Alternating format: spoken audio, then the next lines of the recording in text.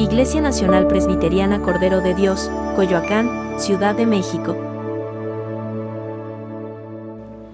Buenos días, hermanos. Les invito a abrir sus Biblias a Eclesiastés. Vamos a estar siguiendo en nuestra serie.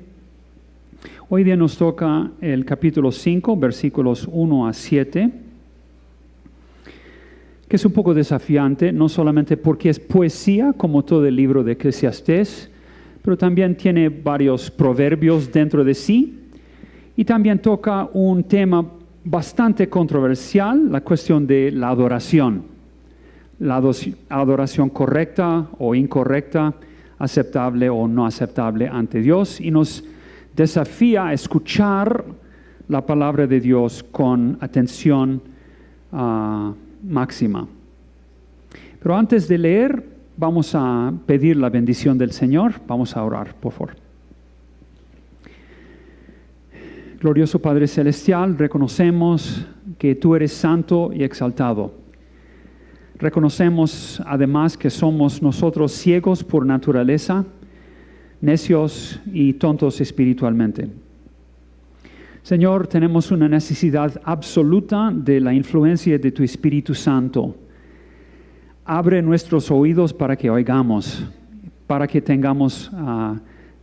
haya un beneficio espiritual a este ejercicio de exponer y de escuchar tu santa palabra. Bendice, Señor, el que habla y todos los que escuchamos, porque te lo pedimos en el nombre y para la gloria de nuestro Señor misericordioso Jesucristo. Amén. Dice la palabra de Dios en Eclesiastés capítulo 5. Cuando vayas a la casa de Dios, cuida tus pasos y acércate a escuchar en vez de ofrecer sacrificio de necios que ni conciencia tienen que hacen mal. No te apresures ni con la boca ni con el corazón a hacer promesas delante de Dios. Él está en el cielo y tú estás en la tierra. Mide pues tus palabras. De las muchas preocupaciones brotan los sueños y de las muchas palabras las tonterías. Cuando hagas una promesa a Dios, no tardes en cumplirla, porque a Dios no le agradan los necios. Cumple tus promesas. Es mejor que no hacer promesas que hacerlas y no cumplirlas.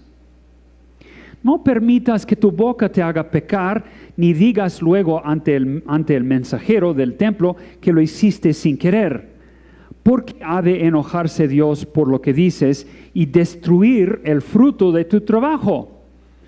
En medio de tantos sueños de vanidad y palabrerías, muestra temor a Dios. Hasta ahí la palabra de Dios, que añada su bendición. Amén. Nosotros en el occidente, por lo general, rechazamos la idea de que hay una adoración que no es aceptable, que toda oración, sea como sea, es aceptable, por definición. Creemos que todo es aceptable si es sincero. Hemos vuelto, como una cultura occidental, hemos vuelto cínicos en cuanto a la religión. Después de la iluminación, el modernismo del siglo XVIII, XIX, rechazó la autoridad para tratar de descubrir verdad exclusivamente a base de la experiencia humana. Pero en el siglo XX, y especialmente ahora en el siglo XXI, ya hemos llegado al postmodernismo. Después de las guerras del siglo XX, después del colapso del marxismo-leninismo,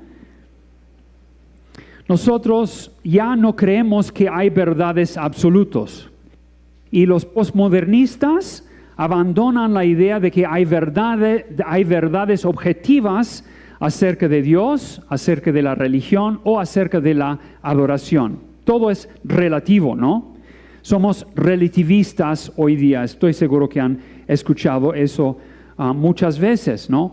Cada uno que tenga su propia religión y todos son igualmente válidas.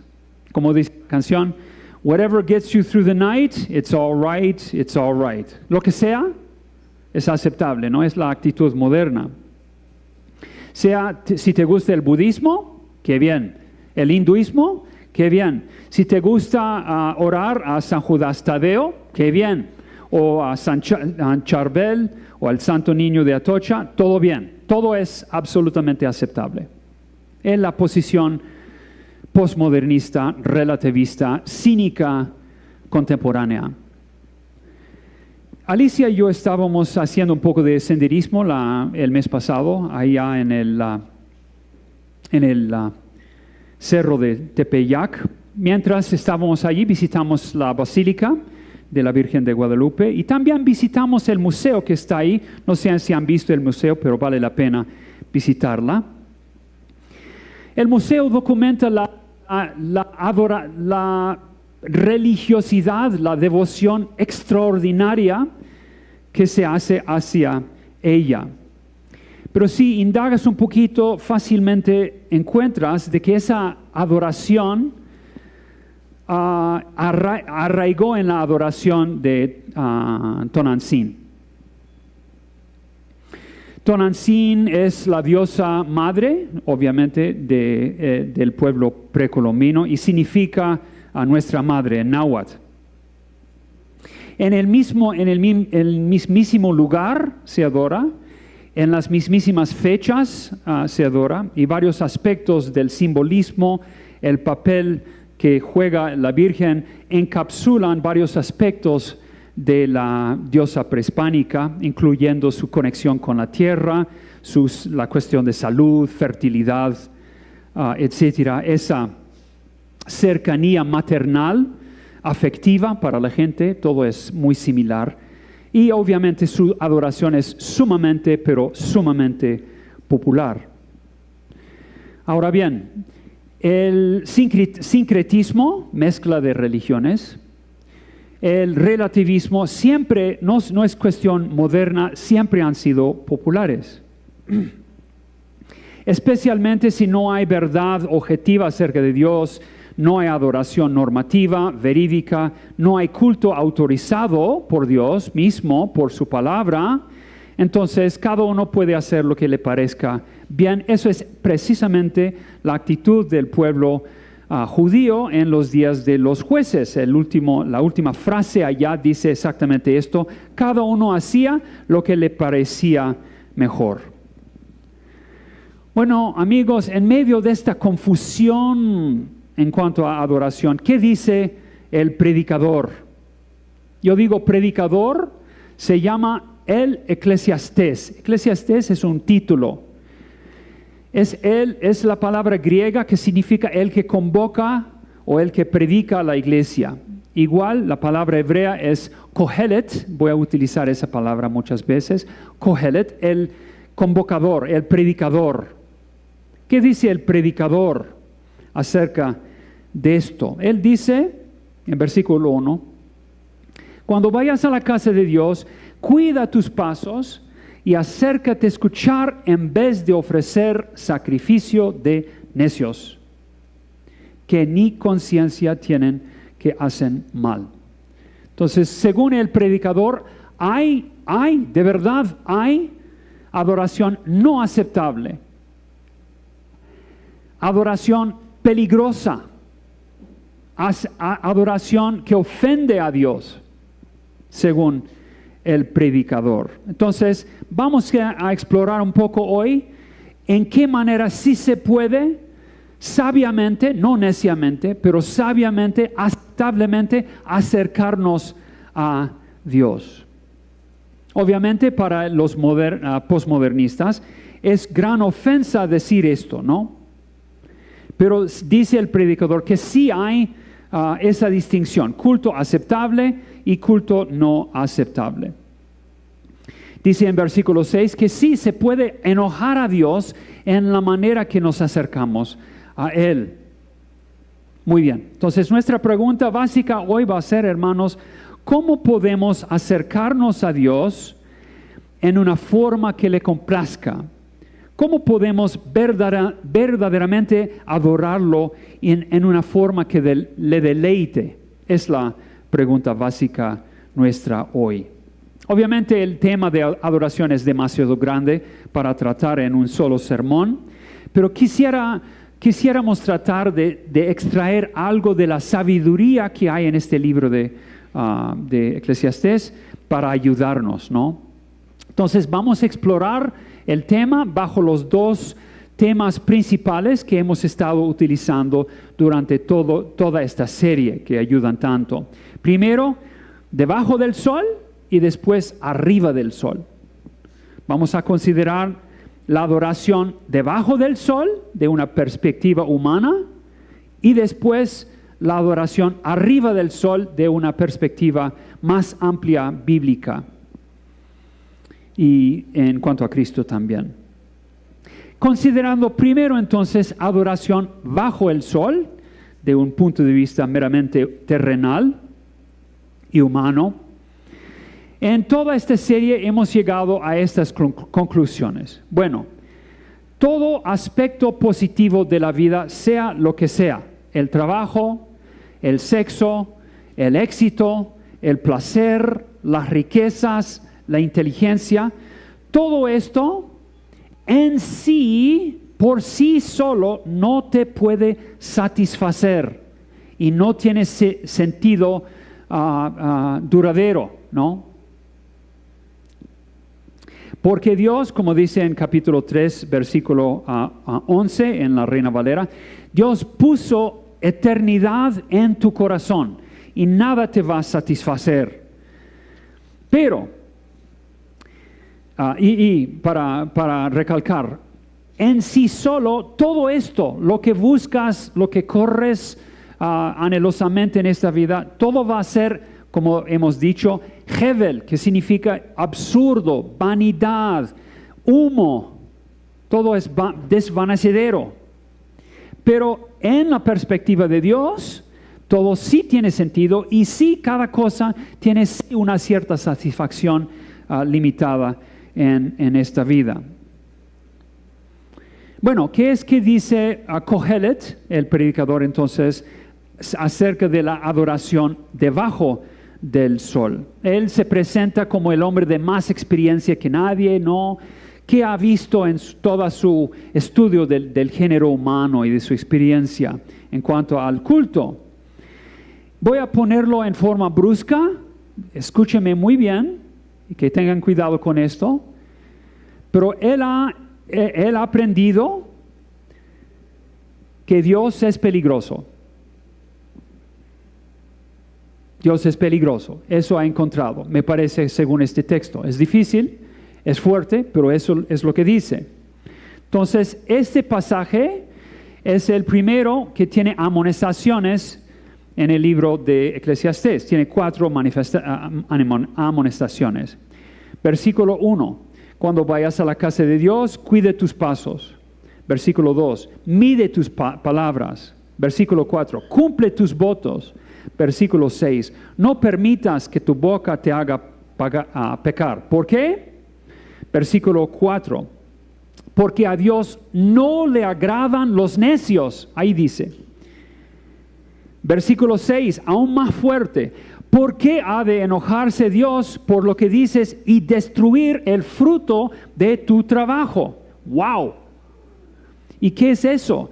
Hemos estado estudiando qué significa eso del fruto del trabajo. Vean en 2.11. 2.11 refiere a todas mis obras y el trabajo que me había costado realizarlas. Quiere decir toda mi vida. ¿Y qué dice el predicador? Dios te puede quitar todo ya. Dios puede quitártelo todito en un segundito. Es lo que dice. Dios es peligroso. Y yo sé que eso es fuerte. Gracias a Dios que esta no es la única cosa que la Biblia enseña acerca de Dios y acerca de la adoración, pero es algo que sí se enseña, ¿no? Que tenemos que considerar.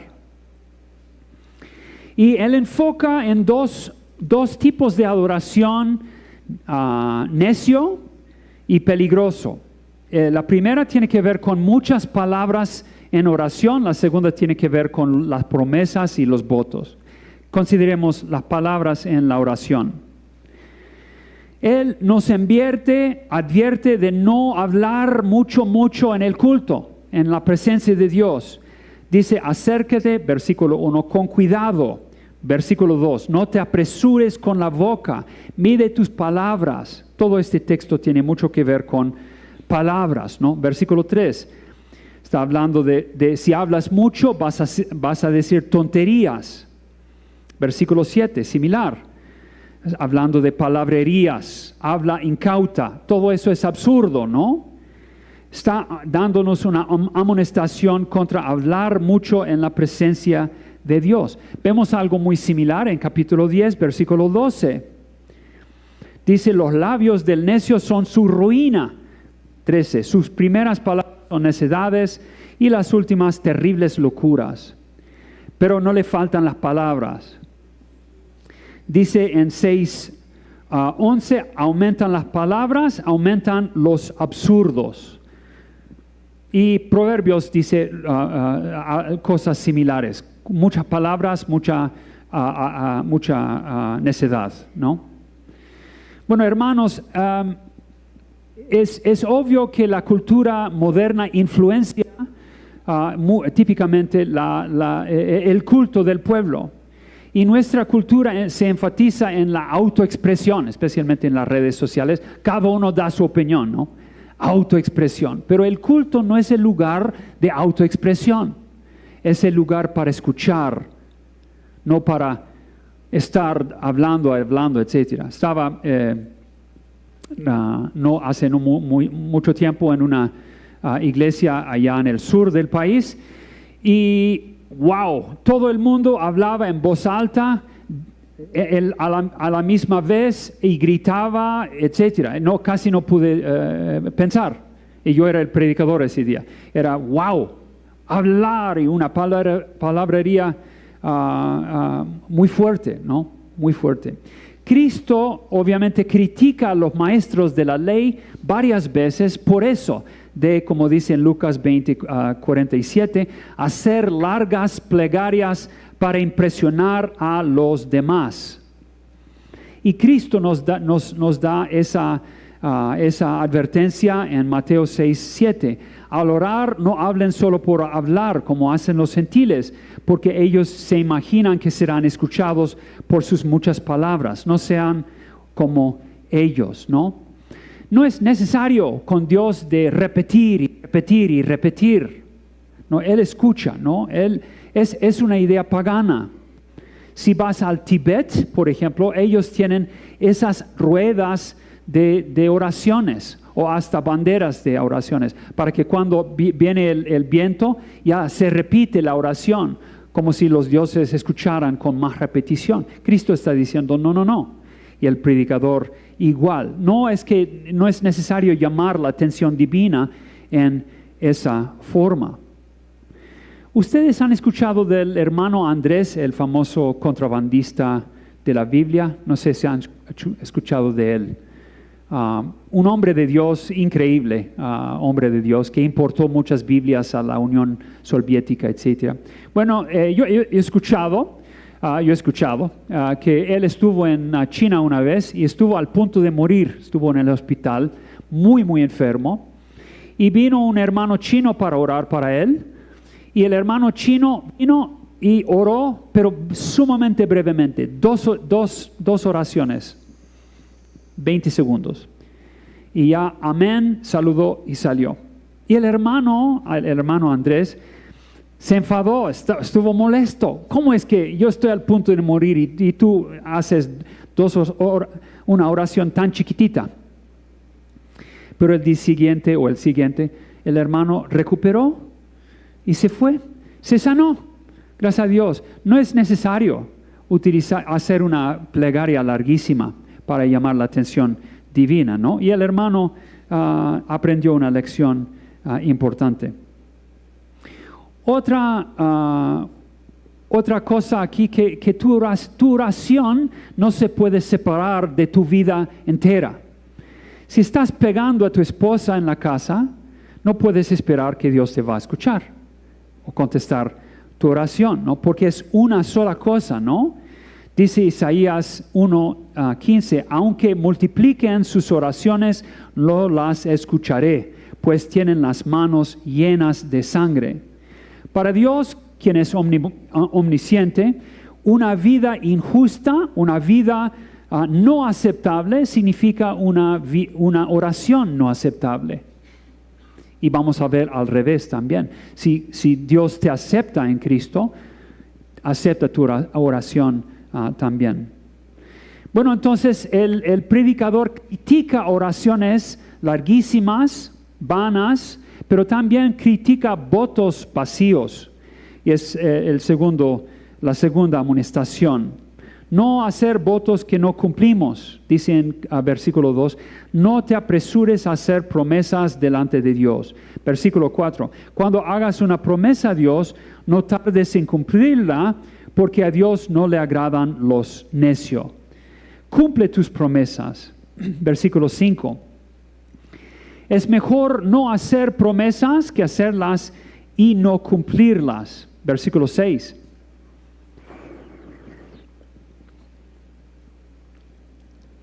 No permitas que tu boca te haga pecar, ni digas luego ante el mensajero del templo que lo hiciste sin querer. Hermanos, el hacer votos voluntarios parece haber sido una parte importante de la vida devocional de los creyentes, especialmente en el Antiguo Testamento. Y el Kohelet aquí no está diciendo nada diferente de lo que ya ha dicho Moisés, dice en Deuteronomio 23:21, si le haces una promesa al Señor tu Dios, no tardes en cumplirla, porque sin duda Él demandará que se la cumplas. Si no se la cumples, habrás cometido pecado. Lo mismo en Números 30, versículo 2. Dice de la misma cosa. Es una ofensa de Dios, ¿no? Y es igual lo que dice en versículo 6.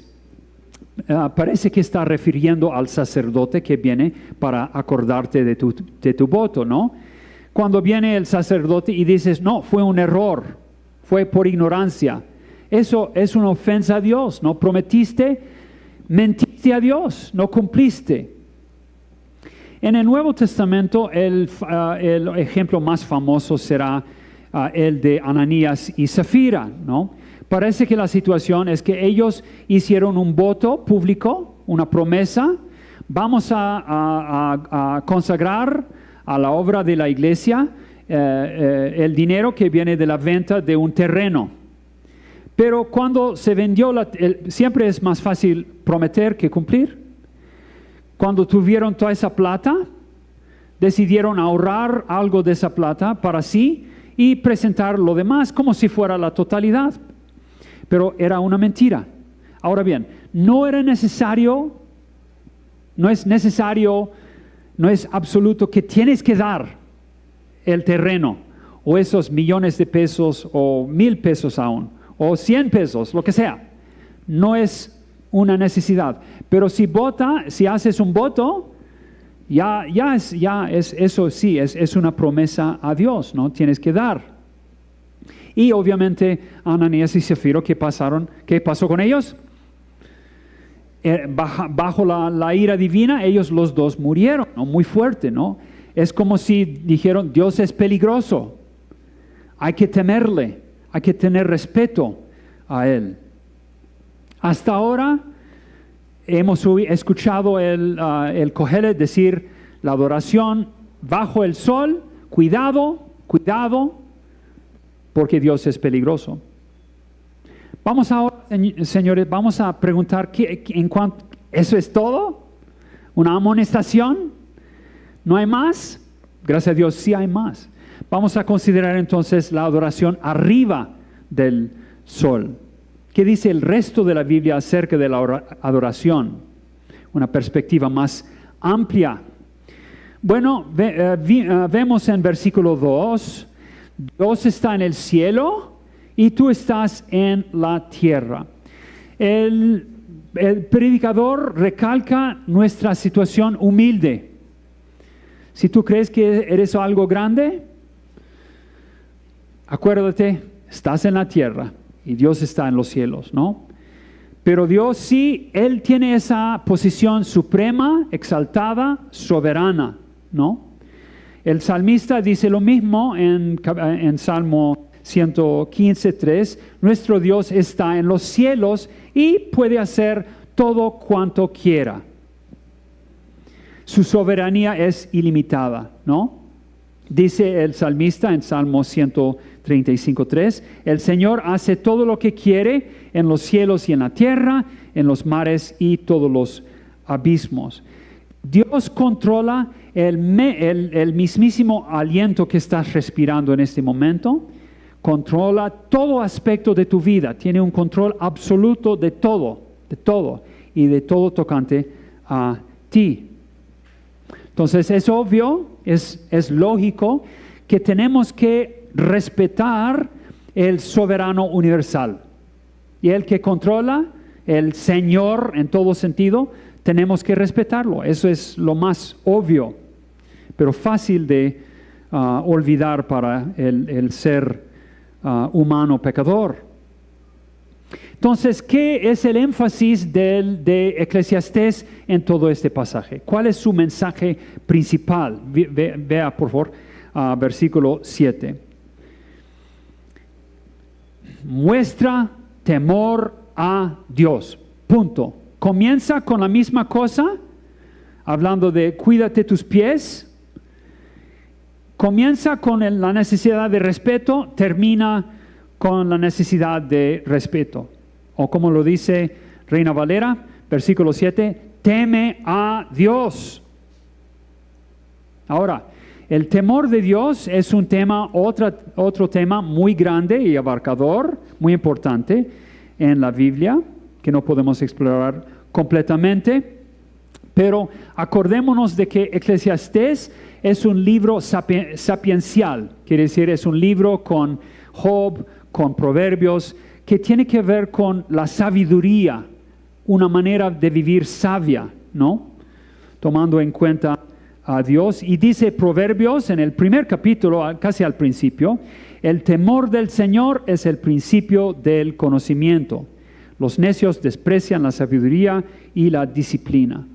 Entonces, todo el mensaje del libro de Eclesiastés está diciendo, tomar en cuenta Dios ilumina, mejor dicho, toda la esfera de conocimiento humano. Tener en cuenta a Dios ilumina todo.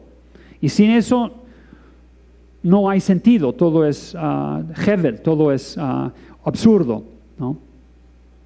Ahora bien, hay unos, cuando hablamos del temor de Jehová, algunos piensan que es como si fuera dos dioses. El Dios hay Jehová del Antiguo Testamento que hay que tenerle miedo, y hay el Padre de nuestro Señor Jesucristo que nos ama. Y como si fuera un gran contraste entre los dos testamentos, pero no es así. Los dos testamentos enseñan que Dios de verdad es temible y formidable. Como dice nuestro Señor en Mateo capítulo 10, versículo 28. En el Nuevo Testamento, no teman, dice Cristo, a los que matan el cuerpo, pero no pueden matar el alma. Teman más bien al que puede destruir alma y cuerpo en el infierno. En el Nuevo Testamento sí se enseña el temor de Jehová. Pero además en el Antiguo Testamento, obviamente, enseña también que Dios es amoroso. Por ejemplo, en Éxodo 34:6 o en Nehemías 9:16, donde dice, pero tú eres Dios perdonador, misericordioso, compasivo, lento para la ira y grande en amor. Así es el Señor. Formidable y amoroso a la vez. ¿Y cómo es eso? ¿Cómo es eso? Bueno, con el tiempo, con el paso del tiempo en la Biblia, vemos más y más claro los planes redentores del Señor. Y gracias por su paciencia con mi español, que es muy imperfecto. Que Dios tiene sus planes para salvar a los suyos, ¿no? Y tiene que ver con Cristo. como lo expresa el apóstol Pablo en Efesios 3:11. Dice que Dios tiene un eterno propósito realizado en Cristo Jesús nuestro Señor. En Él, mediante la fe, disfrutamos de libertad y confianza para acercarnos a Dios. Ahí dice el apóstol, ¿no? Esta es la perspectiva arriba del sol. ¿Cómo podemos acercarnos a Dios? Es por Cristo, obviamente, y de parte nuestra, por fe en Él. Es por Él y por fe en Él que recibimos el beneficio. Cristo es nuestro mediador con el Padre, como dice 1 de Timoteo capítulo 2, versículo 5. Porque hay un solo Dios y un solo mediador entre Dios y los hombres, Jesucristo, hombre, quien dio su vida como rescate por todos. No necesito santo tal para ser mi mediador. Ya tengo en Cristo. Cristo es el único mediador entre Dios y los hombres. Cristo es el sacerdote permanente que siempre vive para presentar los beneficios de su propio sacrificio, que es Él. Él es el sacerdote y el sacrificio de una vez. Es el Cordero de Dios que quita el pecado del mundo de verdad. El libro de Hebreos es riquísimo utilizando imágenes del Antiguo Testamento para expresar la obra de nuestro Señor, y dice en capítulo 10, versículo 19 en adelante: así que, hermanos, mediante la sangre de Jesús tenemos confianza para entrar en el lugar santísimo, por el camino nuevo y vivo que Él nos ha abierto a través de la cortina, lo cual hizo por medio de su cuerpo. También tenemos un gran sacerdote al frente de la casa de Dios. Acerquémonos pues a Dios con corazón sincero y con la plena seguridad que da la fe, interiormente purificados de una conciencia culpable. Ahí vemos la contestación a nuestra pregunta. ¿Cómo podemos verdaderamente adorarlo en forma aceptable? Por la fe en Cristo y con la ayuda de su Espíritu Santo que nos otorga, ¿no? Como dice Pablo en Filipenses capítulo 3:3. Porque nosotros somos los que adoramos en el Espíritu Dios, nos gloriamos en Cristo Jesús y no ponemos nuestra confianza en la carne, ¿no? Por Cristo, con la ayuda de su Espíritu, así adoramos. Dice el autor de la carta a los Hebreos 13:15, así que ofrezcamos continuamente a Dios por medio de Jesucristo un sacrificio de alabanza, es decir, el fruto de los labios que confiesan su nombre, ¿no? Amigos, ¿cómo es que puedes ser aceptable ante Dios? Tu persona es por Cristo y solamente por Cristo, ¿no? Por Cristo hemos sido reconciliados con Dios y así en Cristo nuestra adoración es aceptable a Dios. Tú sabes que tus oraciones son muy débiles, yo sé. Que nuestra atención hasta en la predicación es débil e imperfecta. Si estás tentado a ver tu celular durante el sermón, eso es muy irrespetuoso, pero es una tentación tal vez. Pero hermanos, nosotros en toda nuestra debilidad, Él nos acepta y recibe como un buen padre recibe lo que se le ofrece su hijo querido. Así el Señor acepta nuestra adoración a pesar de sus defectos. Qué glorioso, qué glorioso. Bueno, hermanos, para tratar de comenzar a concluir, vamos a pensar un rato sobre la aplicación práctica de esta enseñanza sobre la adoración. Bueno, primero, en cuanto a votos, en cuanto a juramentos, Cristo, bueno, el problema en el primer siglo entre los judíos es que la gente hacía votos y después buscaban estratagemas para escapar. Y Cristo dice en Mateo 5:37, cuando ustedes digan sí, que sea realmente sí, y cuando digan no, que sea no.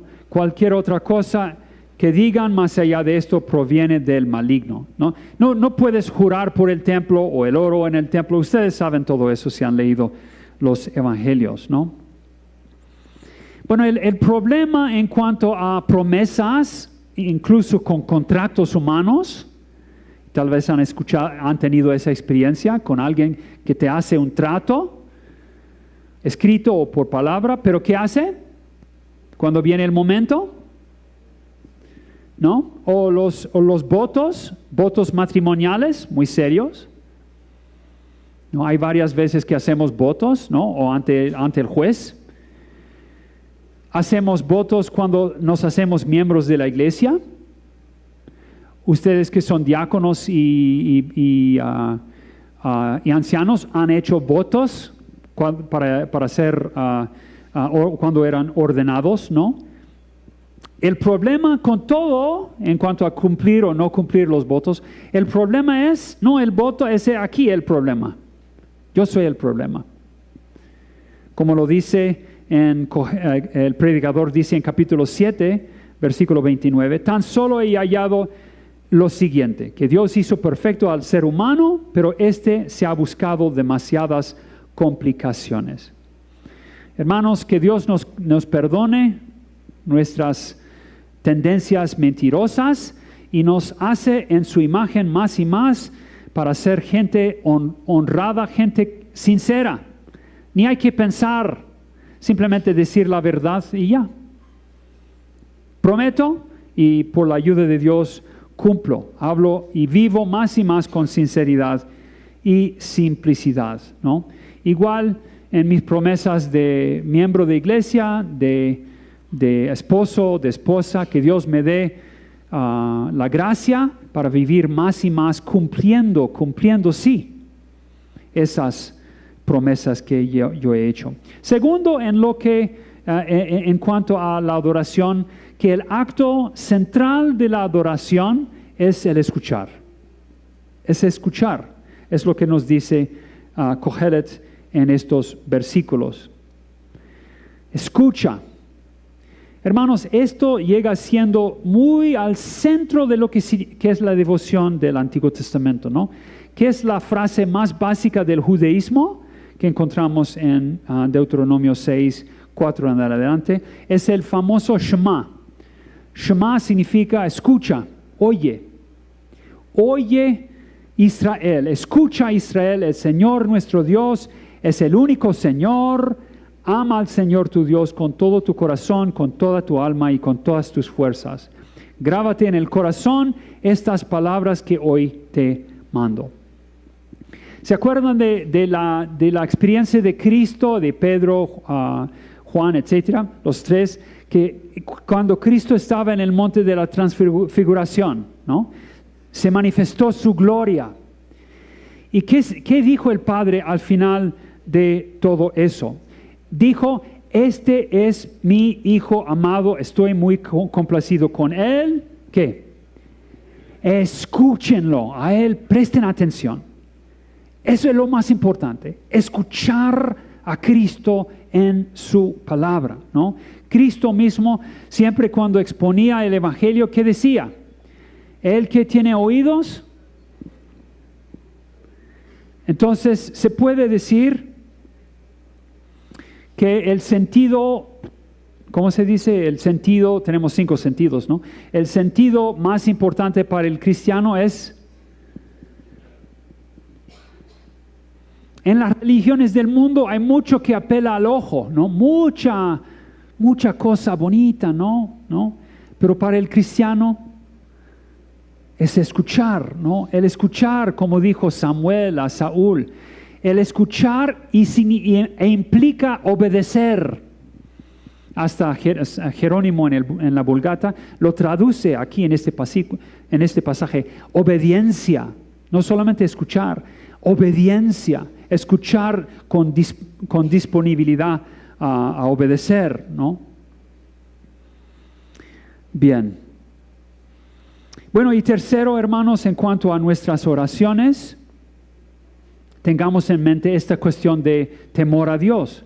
Hebreos 12 en el Nuevo Testamento, versículos 28 y 29 dice, puesto que nosotros estamos recibiendo un reino inconmovible, seamos agradecidos e inspirados por esa gratitud. Adoremos a Dios como a Él le agrada, con temor reverente.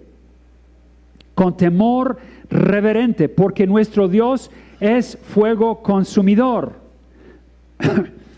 Es Nuevo Testamento, hermanos. Entonces, nuestras oraciones siempre deben ser reverentes y con lo que llamamos temor filial, como un hijo teme y respete a su papá. Finalmente, hermanos, acordémonos de la enseñanza de nuestro Señor, como ya hemos considerado en nuestras oraciones ya en este servicio. Cristo dijo, no ores ahí en público largamente como hacían los fariseos, ¿no? Y repito, y dice, eso es en Mateo, al orar, no hablen solo por hablar como hacen los gentiles, porque ellos se imaginan que serán escuchados por sus muchas palabras. No sean como ellos, porque su Padre sabe lo que ustedes necesitan antes de que se lo pidan. Ustedes deben orar así. Escuchen muy bien, estoy para terminar. ¿Y qué dice Cristo ahí? Ustedes deben orar así. Padre nuestro que estás en los cielos. Ahí lo tenemos. Tenemos las dos cosas, ¿no? Tenemos las dos cosas. Las dos actitudes fundamentales cristianas en la oración. Como lo resume el Catecismo Menor de Westminster, pregunta 100, dice esto: el prefacio de la oración del Señor, cuando dice Padre nuestro que estás en los cielos, nos enseña que nos acerquemos a Dios ¿con qué? Con toda santa reverencia y confianza. ¿Cómo? Hijos a un Padre que puede, porque está en los cielos. ¿Crees que puede sanarte? ¿Que puede proveer lo que necesitas? No hay duda. Pero la cuestión también es, está dispuesta. Como hijos a un Padre que puede y que está dispuesto a ayudarnos. Con reverencia y con confianza. Y gracias a Dios, considerando todo lo que ha hecho para nosotros en Cristo, que nosotros como seres totales nos acepta, también acepta nuestra oración y acepta nuestra adoración. Gloria a su nombre. Y podemos cantar así, como dice el himno: Dios está presente, vamos a postrarnos ante Él con reverencia. En silencio estemos frente a su grandeza, implorando su clemencia. Quien con Él quiera andar, su mirada eleve, votos le renueve. Dios está presente y los serafines lo adoran reverentes. Santo, santo, santo, en su honor le cantan los ejércitos celestes. Oh buen Dios, nuestra voz te alabe por siempre y a tu trono ascienda. Amén. Oramos, hermanos, oremos.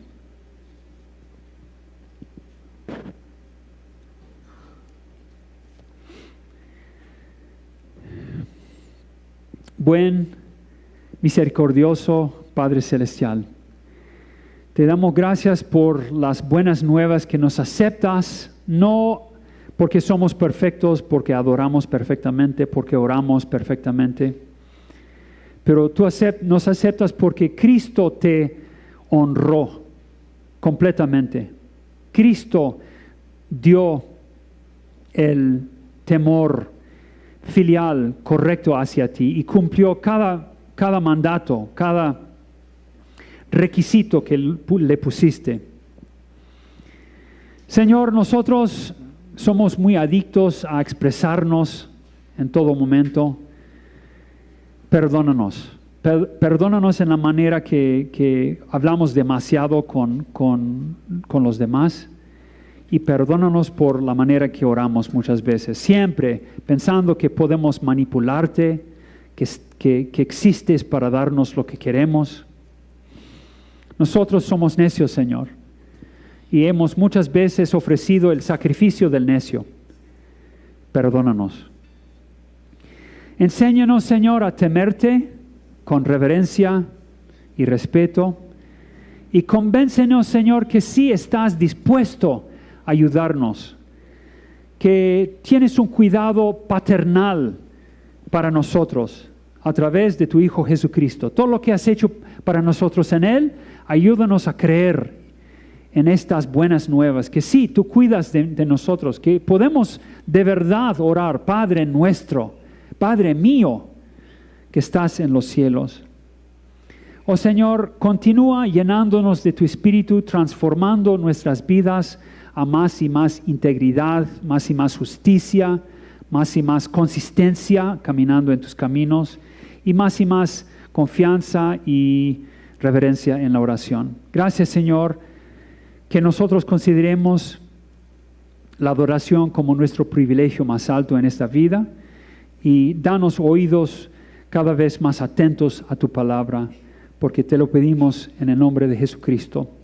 Amén y amén. Iglesia Nacional Presbiteriana Cordero de Dios, Coyoacán, Ciudad de México.